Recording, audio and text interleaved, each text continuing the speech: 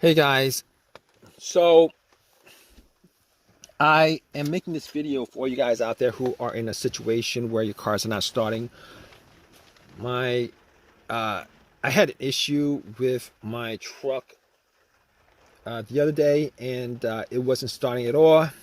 And I did find out what the answer was, and I did get it to start. Everything was, everything's working fine now. But let me tell you guys what happened with with that. So basically, I was parked at a Home Depot and went to get some stuff. Came back out, tried to start the car, tried to start it, and nothing happened. Nothing happened. Like got in, and everything else worked. The dash, everything else worked. I just got this truck a couple months ago, but and it drove fine. Everything worked fine, except could not get it to crank this time around. But once I got in, everything, all the chimes were good, or all the everything worked, except it wouldn't crank. Like radio, blower motor, everything was working except it wouldn't crank. So I was like thinking to myself, okay, I wasn't in the Home Depot for that long. I was in the Home Depot for maybe like 45 minutes or something like that. Maybe I left the lights on. So first thing I did was I turned on the lights. Turned on the lights, and they were pretty bright. Went out, checked out the lights, the headlights, and they were pretty bright. I'm like, maybe it's not the battery, because first thing that came to my mind is the battery. I don't know the history of the battery. So anyway, I popped the hood, looked at the battery. Battery was like 2 years old. Like possibly the battery, but seeing as how bright the lights were, it should have just done a slow crank if the battery was weak. Scratching my head over it, I'm like, okay, terminals were dirty. Let's clean up the terminals. They were a bit loose, and I had a little ratchet set, and I ratcheted it up, tightened it up, and I was hoping that was the issue. Went back and tried to start it, and had the same issue. So I was like, okay. Crossing my fingers that it was the battery that was the issue, and I went back to the Home Depot, bought a battery for it, popped it in, and was hoping that would fix the situation, and nothing at all. So I was like, okay, I can cross off the battery, probably can cross off, pretty sure I can cross off the alternator. Battery, not the alternator, because if it was the alternator, definitely I would have been able to, the car would have turned on. The truck would have turned on. I would have been able to get like at least 20 miles off of driving just off the battery alone, without the alternator charging it. If you guys haven't done that, if you guys are in a situation where the alternator is dead, you guys can actually just pop in a fully charged battery and then drive for a good 20 to 30 miles with all the accessories off. Good tip for you guys. But wasn't the alternator, so I was like, what's next? I'm going to check the ground wires. And the ground wire was good. From the negative of the battery, I actually did check that when I changed up the battery. The ground wire was good. It was connected.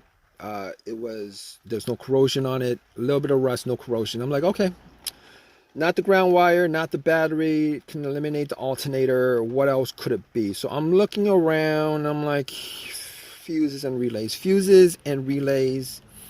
But before I did that, I was like, maybe it's possible that the car's computer is having issues. Maybe it's the PCMs that's causing it. So I went and I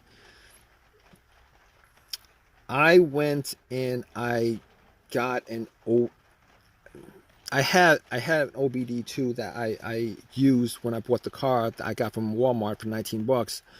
And basically what I did was I know that the OBD2 is not going to pick up a no start issue for the most part. It's, especially a $19 OBD2. But I plugged it in just to make sure that the battery's connected to the car. And guess what? The computer was connected to the car. And guess what? The computer was connected to the car. It did a readout. There was no codes. Nothing that would cause this situation that it could pick up. That it could pick up. Everything was good. Okay, so I can rule out the car's computer not connecting to the car. Fine, can rule that out. At that point I was thinking, okay, I got a couple of easy fixes left with this.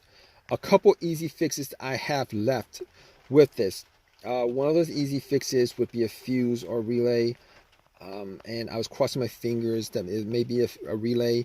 But thinking about it, I thought about it. I was like, okay, every time I try to start, and I did try to start at least 20 times, it would make a click. It would keep on making like one click on each try. And one click on each try, pretty sure that that's coming from the relay. All right, because if I had heard no click at all, I would know that maybe the relay was having issues, because the relay, that click is just a relay initiating from the battery to the battery initiating contact to the starter, battery to relay to the starter. Anyway, at that point I was able to rule out the relay. Thinking more about it, I was like, maybe it's one of the fuses. Maybe it's the fuse to the starter. And I was thinking all these situations that I had previously, and before I got this truck, I actually did have an Acura, and one of those situations that occurred to me occurred when I had that Acura was a no start, no crank situation. And it was no crank, no start situation in with that car, because I had no power to the car, and figured out that it was the main fuse that was blown. Pretty much connected two screwdrivers, two metal ends of the screwdrivers to where the fuse terminals were, and the car powered on and started up. Unfortunately, it was not an easy fix for this, for this, because I was getting power. I was getting power for everything except it won't crank. The engine won't crank. So I was like, okay, let's cross that off the list. The other fuse issue that I had was with, I believe it was either the fuse to the car's PCM or fuse to the fuel pump. It would crank, but it would not turn over. Everything else worked. It would crank, but it would not turn over. And changed that up, and I believe it was the fuel pump fuse. Changed the fuse. It started right up, which unfortunately is not the situation in this case, because this is a no crank, no start issue. It will not crank at all. So at that point, I pretty much crossed off pretty much everything that could possibly be the issue except for the starter. Now, here's this issue. Here's my problem with this issue, particularly with the starter. Now, well, not exactly a problem, but the guy who sold me the car told me that the starter was changed up, like, a year and a half ago. He's selling the car with a starter that's practically brand new. Only put on a couple thousand, like 5,000, 7,000 miles on the car since he swapped out the starter. And I was thinking to myself, maybe it is the starter. Maybe it is the starter. So I was like, at that point, I was like, there's no way I could test it out. I could, but there's no way I could test it out. Particularly in a Walmart parking lot. So I was like, I had my tools with me and everything. So called AAA. AAA picked up the truck, drove it to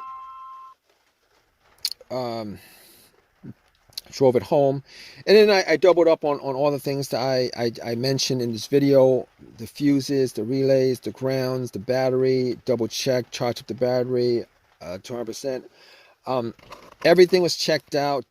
I did a bump test on the on the relay sockets with a pin. The starter did not start up. I was like, okay, pretty sure it's a starter. And at that point, I was like, at least 99% sure it's a starter. Took everything, went to the starter, took a cable from the positive line, hooked it directly to the terminal on the solenoid, did not bump at all. I knew about close to 100% that it was a starter. Took the starter off, went to AutoZone, had them do a test on it, and the starter was the problem. Anyway, at that point, I was like, okay, let's got a rebuilt one for about 150 after the core was given to them, 150, 160, whatever it was.